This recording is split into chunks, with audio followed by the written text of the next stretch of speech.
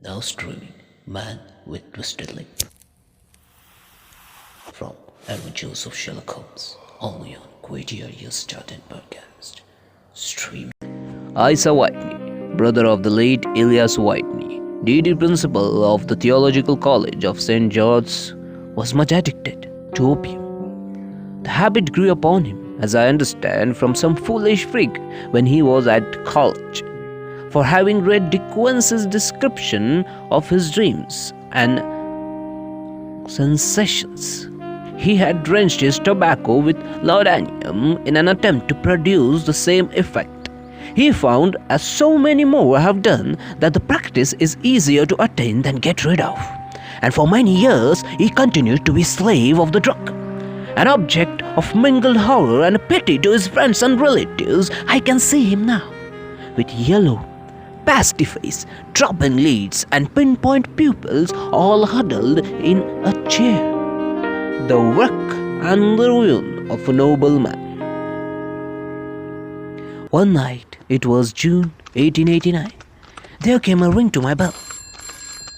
About the hour when a man gives his first yawn and glances at the clock. I sat in my chair and my wife laid her needlework down in her lap and made a little face of disappointment.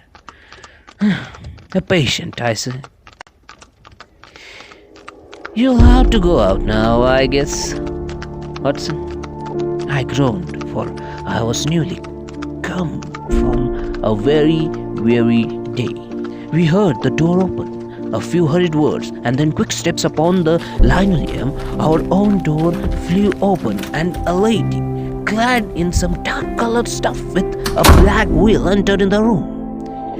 You will excuse me, my calling so late, she began, and then suddenly losing her self-control, she ran forward, threw her arms about my wife's neck, and sobbed upon her shoulder.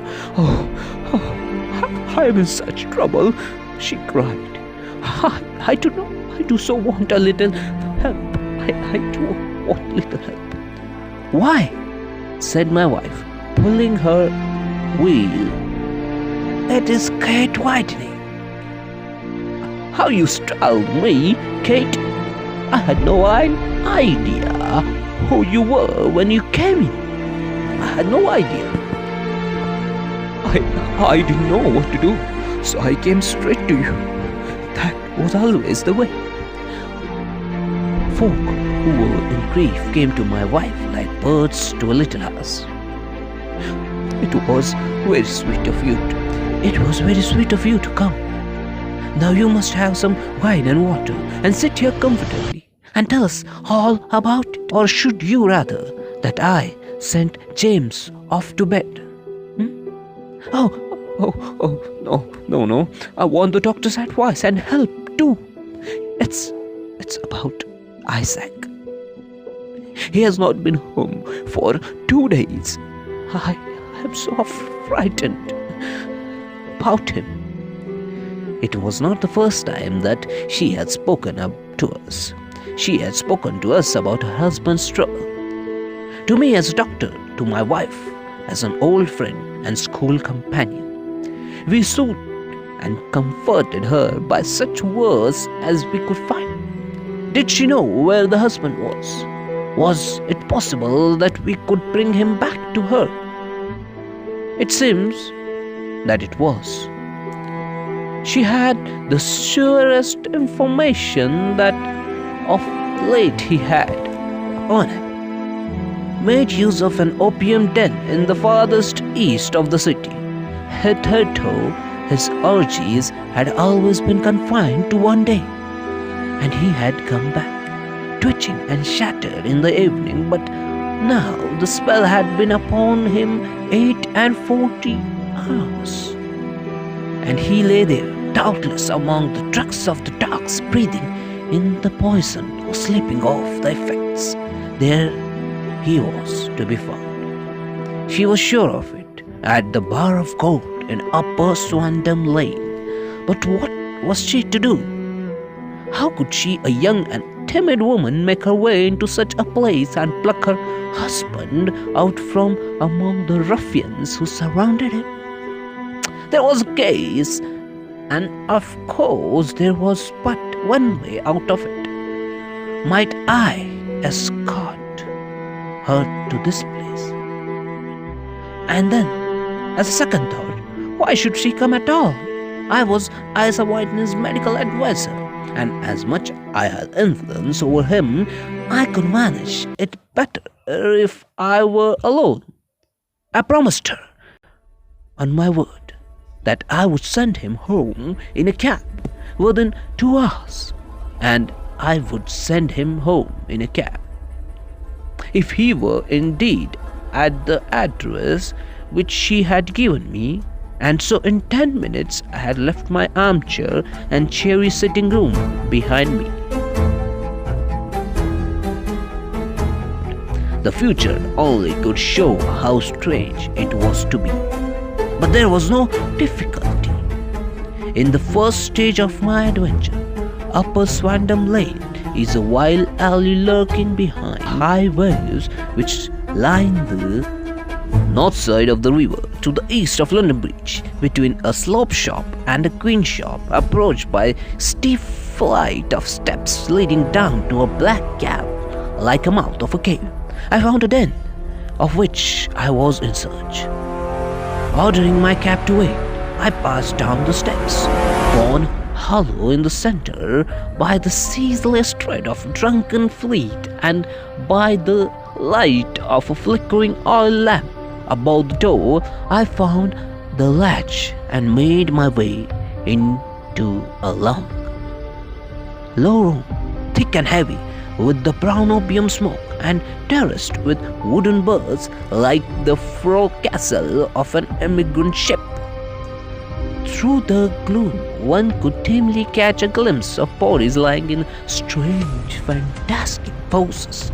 Broad shoulders, bent knees, heads thrown back and chins pointing upward, with here and there a dark, lackluster eye turned upon the newcomer. Out of the black shadows there glimmered little red circles of light, now bright, now faint, as the burning poison waxed or waned in the balls of metal pots. The most lay silent, but some muttered to themselves, and the others talked together in a strange, low, monotonous voice, their conversation coming in gushes and then, sudden, tailing off into the silence, each mumbling out his own thoughts and paying little heed to the words of his neighbor. At the farther end was a small brazier of burning charcoal, besides which on a 3-legged wooden stool there sat a tall, thin old man with his jaw resting upon his 2 fists and his elbow upon his knees, stared into the fire. As I entered, a swallow Malay attendant had hurried up with a pipe for me and a supply of the drug, beckoning me to an empty berth. Thank you. I have not come to stay, said I. There's a friend of mine here, Mr. Isa Whitney, and I wish to speak to him. There was a movement and an exclamation from my right, and peering through a gloom I saw Whitney, pale, haggard, and unkempt, staring out at me. My God, Isa Watson, said he. He was in a pitiable state of reaction, with every nerve in a twitter. I say, Watson, what o'clock? What o'clock is it? Nearly 11. Of what day? Of June 19th. Oh, God heavens, God heavens! I thought it was Wednesday. It is Wednesday. What do you want to frighten the chef for? He sank his face onto his arms and began to sob in a treble key. I tell you that it is Friday, man. Your wife has been waiting these 2 days for you. You should be ashamed of yourself. You should be ashamed. Oh, so I am. But you got mixed. What's For I have been here few hours, 3 pipes, 4 pipes. I forgot how many. But I'll go home with you. I go home with you. I wouldn't frighten Kate. Kate, poor little Kate. Give me your hand. What? Have you a cab? Yes, I have. I have one waiting outside. Then I shall go in it. But I must owe something. Find what I owe, Watson. Find what I owe. I am all off color. I can do nothing for myself. I walked down the narrow passage between the double row of sleepers, holding my breath to keep out the wild, stupefying fumes of the truck, and looking about for the manager.